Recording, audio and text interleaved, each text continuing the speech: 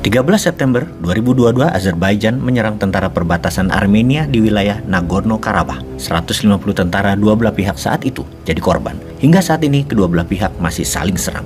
Ada apa? Apakah ada hubungannya dengan gas dari Caspian Sea, Laut Kaspia ke Eropa sedang dimainkan oleh Rusia? Sahabat, kita awali informasi kali ini dengan sebuah berita tentang Azerbaijan versus Armenia. Yang mana sahabat pasti bertanya, kenapa sih Bosman mesti menerangkan negara-negara yang tidak dikenal oleh banyak sahabat demi mengajari cara cerdas bernegara? Ini karena seorang Bosman mangkal dengan pemujaan atas siapa pejabat dalam 20 tahun terakhir. Tepatnya dalam 25 tahun terakhir, termasuk politisinya yang terbukti tidak membuat Indonesia menjadi negara superpower saat ini. Apalagi kalau masih dia lagi di tahun 2024. Nggak tahu lagi Indonesia mau dibawa kemana negaranya. Pastinya akan terus jadi negara mediocre. Pastinya akan menjadi negara tengah yang dijebak oleh negara besar sampai sumber daya alamnya musnah. Dan itu cepat sekali memusnahkan kekayaan alam sebuah negara. Cadangan nikel Indonesia dalam 6 tahun terakhir sudah dikeduk cepat sekali, yang membuat Tiongkok jadi negara terbesar cadangan nikelnya sekarang di dunia. Nikel proses tentunya, bukan nikel alam. Kasih satu periode lagi, musnah sudah cadangan nikel Indonesia itu, dan tetap saja utang Indonesia 6.700 triliun tidak lunas. Jadi siapa yang diuntungkan dengan disedotnya sumber daya alam nikel tersebut? Ada yang bisa jawab? Jadi kalau kita hanya melihat negara itu hanya Indonesia, hanya politik yang ada sekarang ini, hanya melihat dia saja di media, maka dipastikan kacamata kuda yang rakyat miliki tidak bisa melihat apa-apa lagi selain mereka. Video narasi Bosman itu mengajarkan, menginformasikan hal di luar Indonesia agar sahabat jadi cemburu untuk memiliki pemimpin seperti apa Indonesia terbaiknya pilihannya nanti, agar jadi marah dan merubah pandangan dan sikap diri untuk menjadi maju dan ambil alih kendali negara oleh kalian para generasi muda ini. Capek sama yang tua-tua, bahkan Bosman ini nggak usah dipakai, pakai idenya saja, itu juga kalau dibutuhkan. Intinya harus berubah. Jadi sekarang kita jelaskan tentang Nagorno-Karabakh sebagai kacamata Indonesia belajar untuk menjadi global player nantinya. Rusia perang di Ukraina adalah untuk menahan laju NATO dan menahan laju Euro dan menahan laju dolar ke wilayah timur Eropa hingga Rusia. NATO, Euro, dan dolar bagi Rusia adalah nation threat, ancaman bernegara. Ketika negara perbatasan Rusia, Ukraina, mendaftarkan dirinya mau menjadi anggota NATO, maka that's it.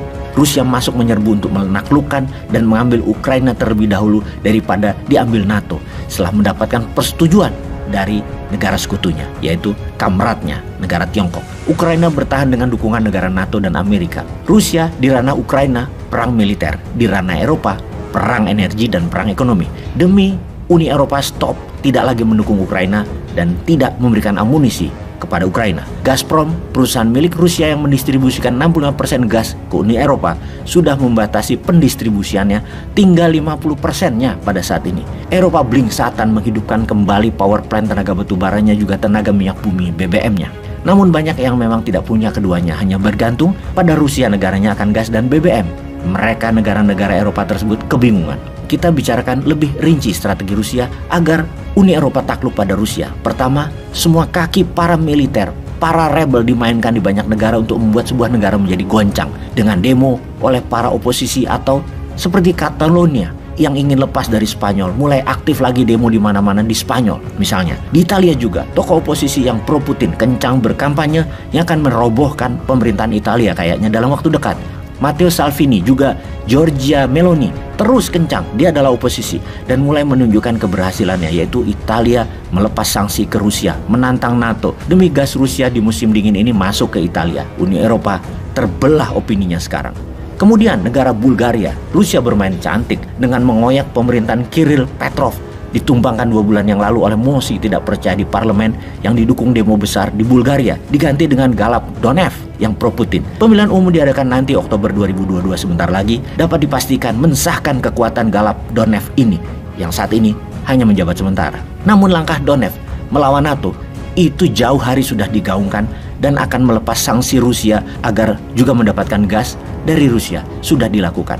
Dan terakhir, negara ketiga yang melawan NATO dan Uni Eropa adalah Hungaria. Pemerintah Perdana Menteri Hungaria, Viktor Orban, yang telah menjadi pemimpin otoriter di Hungaria, merasa terhina dengan tuduhan korupsi oleh anggota Uni Eropa dan menahan uang pembangunan ke Hungaria, membuat Orban murka dan akan menjadikan Hungaria sekutu Rusia. Di tengah potensi kelaparan karena serangan heat wave di Hungaria yang merusak 50% pangan dan kekurangan energi karena 90% gas datang dari Rusia, Donev memilih melawan Uni Eropa. Informasi 3 negara Uni Eropa melawan sekutunya adalah langkah cantik Rusia berperang melawan hegemoni Barat. Dan langkah catur yang menarik berikutnya adalah Rusia, Nagorno Karabakh.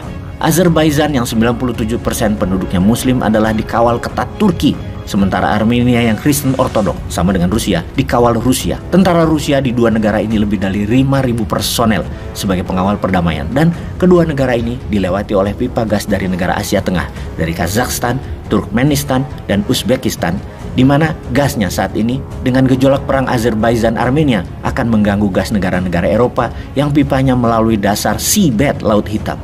Kita lihat saja nanti nih strategi Rusia.